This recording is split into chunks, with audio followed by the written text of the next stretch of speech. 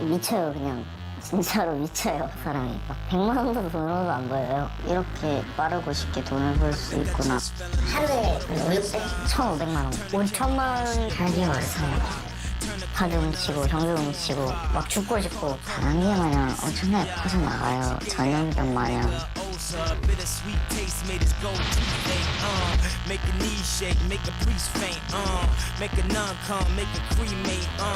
한 번 맛을 보고 나면 애들은 계속 그것만 생각하는 거예요. 마약하고 똑같은 거예요.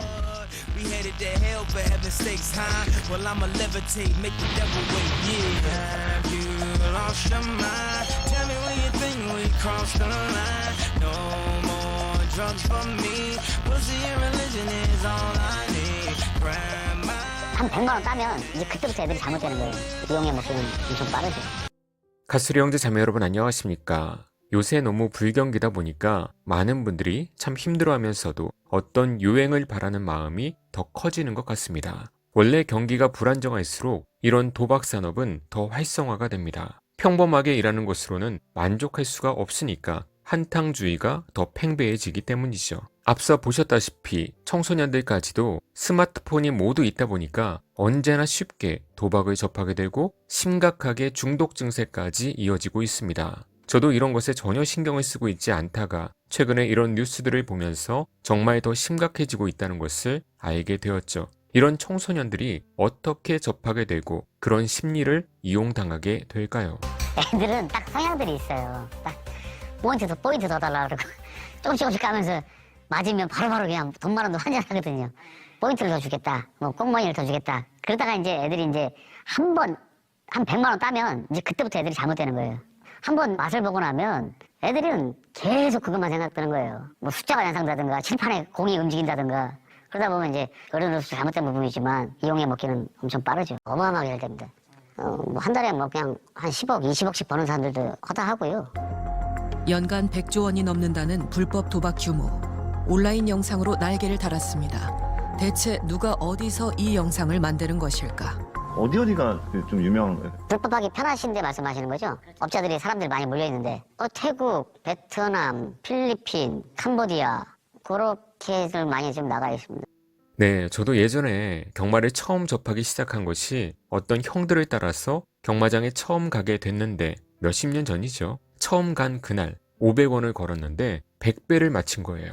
그러니까 그때 돈으로 5만 원을 주는데 와, 너무 쉽다. 이렇게 돈을 버는구나. 그때부터 재미에 들리게 됐죠. 사탄이 주었던 선물에 걸려 들었던 것이죠. 그렇게 하다가 인맥을 쌓으면서 본격적으로 전문가의 길을 걸어가면서 기자 생활을 하고 기수협회를 들어가면서 취재를 하고 정보를 얻고 그렇게 오랜 기간 생활을 했던 것입니다. 그런데 이런 경마, 경정, 경륜 등을 비롯해서 온라인 도박, 릴게임, 카지노 이런 것들은 결론적으로 딸 수가 없는 것입니다. 그것을 모르니까 처음 접하는 사람들이 희망을 갖고 중간에 잃어도 계속 본전 생각에 멈추지 않고 끝까지 가는 것이죠.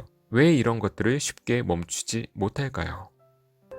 이때로 돌아오시면 돼요. 한국산 가상화폐 루나가 99% 넘게 폭락했습니다. 거래소들은 잇따라 관련한 입출금을 중단했는데 지난 5월 가상화폐 루나와 테라가 99% 이상 폭락했습니다.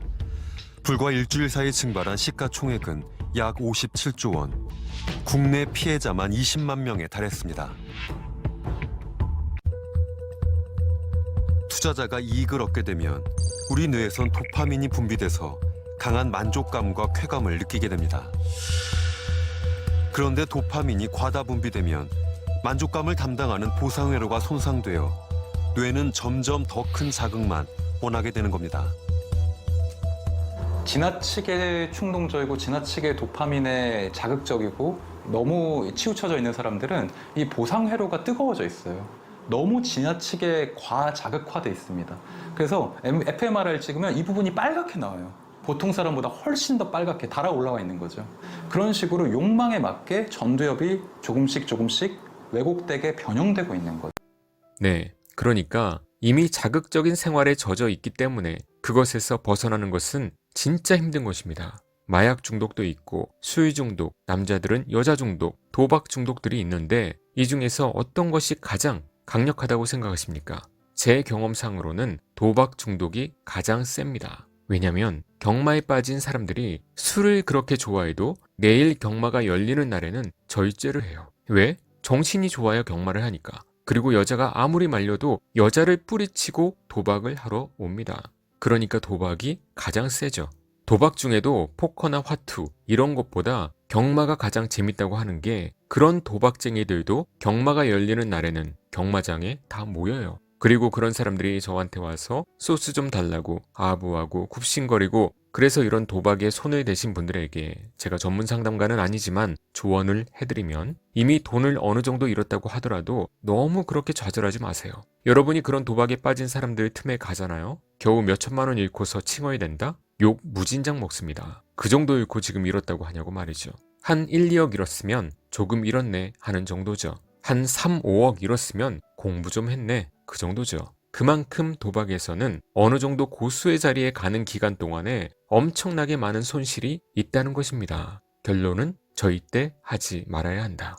그래서 여러분 가족이나 주위에 도박에 빠진 사람들이 있어도 윽박 지른다고 손모가지를 자른다고 해서 끊어지는 것이 아닙니다. 자신이 절대 이길 수가 없다는 것을 깨닫게 해줘야 돼요. 그래서 저는 좀 다른 방법으로 접근을 하는데 어린 학생들은 아예 못하게 차단하는 것이 맞지만 성인들은 그 주변 사람도 그 도박에 대해서 자세히 좀 알고 난 후에 옆에 붙어서 그 금액들을 최소화시키면서 그렇게 해도 넌 딸 수 없다라는 것을 각인시켜주는 것도 한 방법이라고 생각합니다. 어차피 그렇게 장담을 해도 99%는 인간의 실력으로 못 따거든요. 경마도 하루에 10몇 경주가 열립니다. 그 중에서 전문가들도 모든 경주를 다 붙지 않고 승부 경주라고 뽑는 경주가 있어요. 그 경주가 하루에 2경주에서 3, 4경주입니다. 어려운 경주 빼고 자신 있는 경주를 추천해 준다는 것이죠. 그 뽑은 경주 중에서도 적중할 확률이 50%가 안 됩니다. 즉 전체 다 하게 되면 확률이 10%, 5%도 안 된다는 거예요. 물론 정보가 많으면 달라지기도 하고 더 잘 되는 날도 있고 한 경주도 못 맞히는 날도 있습니다. 그 틈을 삐짓고 적중을 시켜서 얻으려고 하는 것이 경마인데 하물며 100% 개인이 조작 가능한 이런 PC게임이나 카지노 등으로 돈을 딸 수 있다고요? 그런 거 하는 분들 100% 조작입니다. 사람들이 하고 있는 것을 다 보고 있어요. 기분 안 나쁘세요? 내가 모든 지능을 써서 분석을 하고 선택을 하면 그 반대쪽 결과가 나오는 거예요. 그런데 어떻게 딸 수 있겠습니까? 가끔 당근 주듯이 한 번씩 맞춰주는 것이고 그 맛에 끊지 못하는 것이죠. 이것이 인간의 한계입니다. 안다고 해서 끊어지는 것도 아니고 말이죠. 경마장을 가는 것 자체가 죄가 아니라 죄에 빠질 만큼 인간이 연약하다는 것이죠. 요새는 경마공원이라고 하는데 저는 나중에 사랑하는 사람이 생기면 한 번쯤은 벚꽃축제할 때 가서 여기서 내가 오랜 인생을 허비했다. 저기를 들락날락했고 저기를 걸어가면서 눈물을 흘렸고 저 안에서 기수들과 대화를 하면서 헛된 희망을 가졌었고 나의 쓰라린 마음들이 있던 곳이다 라는 것을 한 번쯤은 알려주고 그때는 그곳에 유혹에 붙들렸지만 이제는 이렇게 당당하게 보고 나올 수 있는 그런 마음으로 변화가 되었다 라는 것을 경마공원에게도 알려주고 싶어요. 이제는 가기도 싫고요. 경마공원은 과천에만 하루에 3만 명 이상이 입장하죠. 아무튼 여러분도 세상을 바라보면 탐욕이 생기고 탐욕을 채우기 위해서 빠른 길을 선택하다가 도박의 길로 빠질 수 있습니다. 특히 남자분들이 그런 공격적인 모습들이 많이 나타나죠. 여자들도 엄청 많고요. 자기의 토지를 경작하는 자는 먹을 것이 많으려니와 방탕을 따르는 자는 궁핍함이 많으리라. 세상 모든 사람들 중에 성실한 자와 방탕함을 따르는 자는 이렇게 된다는 하나님의 일반 은총적인 말씀입니다. 오직 주님께서 주신 것으로만 살겠다고 언제나 마음 먹고 세상이 아닌 새하늘과 새 땅을 바라볼 때 이런 유혹들에서 이겨내실 것이라 생각합니다. 이런 도박에 빠져서 후회하시는 어르신들의 영상을 보면서 마무리하겠습니다. 호기심에 카지노에 발을 들여놓은 게 불행의 시작이었다고 합니다. 혹시 실례지만 어느 정도 이르신 거예요? 금액은 부끄러워서 한 15억 이상 말렸지. 15억, 20억 이렇게 비참해 질 줄은 몰랐지 뭐. 이게 2090 몇 년도에 3억 7천만 원 건물 사가지고 그러고 그 당시에 3억 7천이면 큰 돈이지. 큰 거 아니에요? 한때 그는 서울에서 재산과 부동산을 꽤나 소유한 중견 기업인이었습니다.